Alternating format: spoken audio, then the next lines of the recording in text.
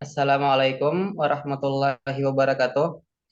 Kami Waalaikumsalam. dari kami dari kelompok 5 ingin mempresentasikan hasil pembahasan diskusi kami tentang perkembangan teknologi, media, dan pembelajaran. Saya Muhammad Tahmidillah yang akan bertugas sebagai moderator. Adapun anggota kelompok saya yang bernama pertama ada Nursipa, kedua Maulida Irawati, ketiga Riyad Rifani. Baik, langsung saja kita mulai ke sisi penyampaian dan penyajian materi yang akan disampaikan oleh Nursipa. Dipersilahkan. Baik, saya izin masuk. Nah, yang pertama di sini saya akan menyampaikan jawaban dari soal nomor satu. Soal nomor satu yaitu pentingnya perkembangan teknologi dan pembelajaran sebelum dan setelah pandemi COVID-19. Baik, Salindia selanjutnya.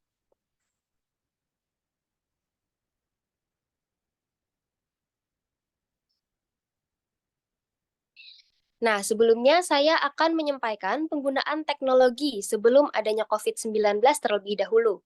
Nah, penggunaan teknologi sebelum adanya COVID-19 masih jarang kita gunakan. Nah, beberapa dari kita mungkin sering mendengar beberapa aplikasi yang memudahkan untuk berkomunikasi secara online, yaitu seperti Google Meeting, Zoom Meeting, Google Classroom, dan lain sebagainya. Nah, hal ini tentu hanya sebatas teori yang tidak kita terapkan dikarenakan tidak adanya hal yang menunjang untuk menggunakan aplikasi tersebut. Nah, untuk yang kedua, sebelum masuk kepada setelah masa pandemi, kita akan membahas yang pertama dulu saat mengalami pandemi COVID-19.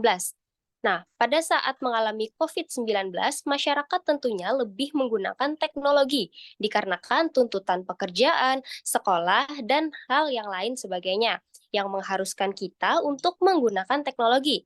Nah, contohnya, masyarakat lebih sering memakai aplikasi Google Meeting, Zoom Meeting, Google Classroom, Telegram, dan lain-lain.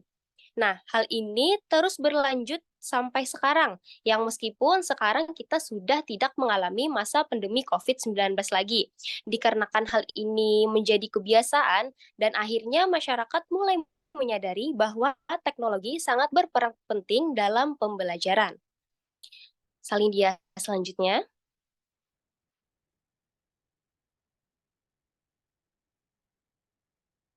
Nah, jadi perkembangan teknologi sebelum dan sesudah masa pandemi itu yaitu perkembangan teknologi sebelum adanya COVID-19, khususnya pada peran dalam pembelajaran, yaitu pendidik hanya fokus berpegangan pada buku ajar yang disediakan pada sekolah. Teknologi yang digunakan juga hanya menggunakan PowerPoint saja. Nah, sehingga membuat siswa kita menjadi jenuh dalam pembelajaran dan pembelajaran tidak menemukan hal yang menarik dalam suatu kelas tersebut. Baik, untuk materi yang selanjutnya akan disampaikan oleh rekan saya, tapi sebelumnya saya kembalikan lagi kepada moderator. Terima kasih. Terima kasih kepada Nursipa yang telah menyampaikan materi pembahasannya. Selanjutnya materi kedua disampaikan oleh Maulida Irawati. Dipersilahkan. Baik, apakah suara saya terdengar dengan jelas? Terdengar. Jelas. Untuk pertanyaan nomor 2, yaitu mengenai teknologi, media, dan metode pembelajaran yang tepat untuk diterapkan pada karakteristik peserta didik post generasi Z.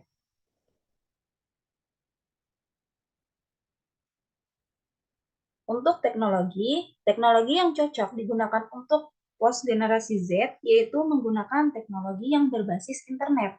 Hal ini sangat menunjang para post generasi Z untuk memudahkan mencari informasi dalam suatu pembelajaran.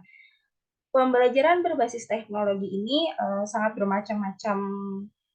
Contohnya yaitu misalnya menggunakan AI dan VR atau AR, teknologi seperti kecerdasan buatan atau realitas virtual atau augmented dapat digunakan untuk menyajikan pengalaman pembelajaran yang impresif dan inovatif.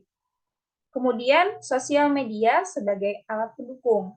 Jadi sosial media dapat kita gunakan dalam pendidikan Contohnya dapat memanfaatkan platform sosial media sebagai saluran untuk berbagi pengetahuan, diskusi, dan pembelajaran kolaboratif. Kemudian yang kedua yaitu media. Media yang cocok digunakan untuk post generasi Z yaitu media seperti gambar atau video dan suara. Post generasi Z ini lebih cepat tertarik dengan media pembelajaran yang tidak monoton. Mereka lebih senang menyimak video dibandingkan mendengarkan guru menjelaskan di depan kelas. Misalnya kita dapat memberikan materi mengenai materi dengan tampilan misalnya podcast atau audio yang kita tampilkan di depan kelas misalnya. Kesimpulannya, post generasi Z ini lebih cocok menggunakan media audio visual.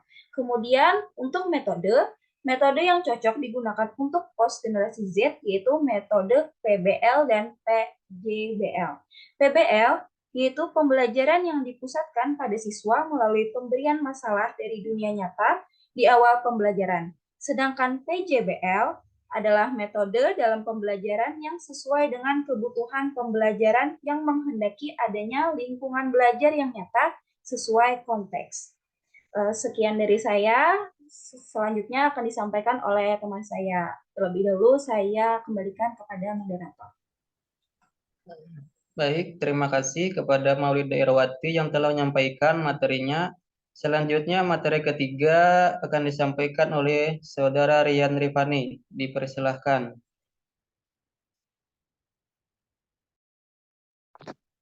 Sebelumnya, apakah suara saya terdengar dengan jelas? Jelas. Ya. Yang ketiga, pemampatan teknologi dalam pembelajaran dengan memperhatikan karakteristik peserta didik abad 21.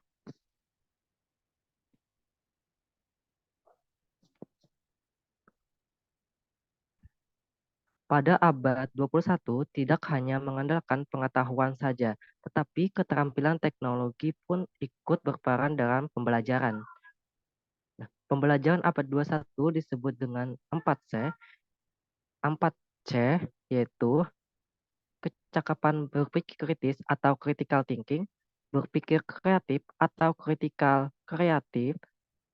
Yang ketiga, collaboration atau kerjasama, dan communication atau komunikasi. Belum. Yang pertama itu ada critical thinking atau berpikir kritis, itu merupakan peserta didik mampu menganalisis dan menganalisis informasi dan membuat keputusan yang tepat yang melibatkan pengajuan pertanyaan dan berpikir kritis terhadap pembelajaran. Yang kedua itu critical kreatif atau berpikir kreatif.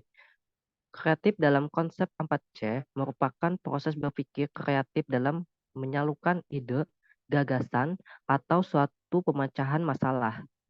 Kreatif di sini maksudnya melibatkan penggunaan teknologi dan pemanfaatan sumber inspirasi baru atau inovasi baru. Yang ketiga itu ada collaboration atau kerjasama.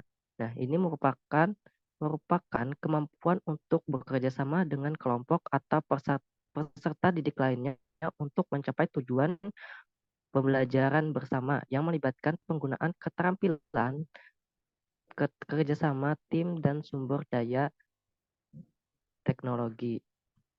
Yang terakhir itu ada communication atau komunikasi.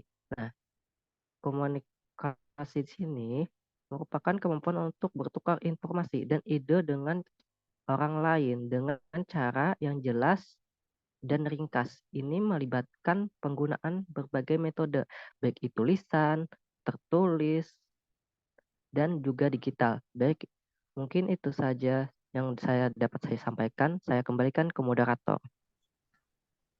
Baik, terima kasih kepada Saudara Rian Rifani telah menyampaikan materinya. Demikian tadi pembahasan dari kelompok kami.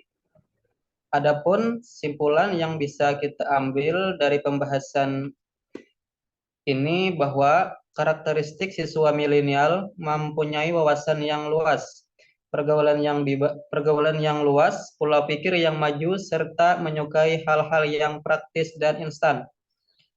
Sekian presentasi dari kelompok kami. Saya sebagai moderator mohon maaf atas kekurangannya dan terima kasih atas perhatiannya. Wassalamualaikum warahmatullahi wabarakatuh. Waalaikumsalam warahmatullahi wabarakatuh. Warahmatullahi wabarakatuh.